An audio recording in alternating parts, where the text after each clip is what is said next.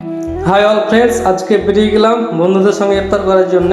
তো আমি রাস্তায় অলরেডি, বন্ধুরা পৌঁছে গেছে সবাই। দেখুন চলে আসলাম অলরেডি বন্ধুদের কাছে। দেখুন সবাই ফলগুলো কাটাকাটি করছে, আর যেখানে ফলগুলো কাটাকাটি করছে তার পাশে দেখুন একটা ক্যানেল।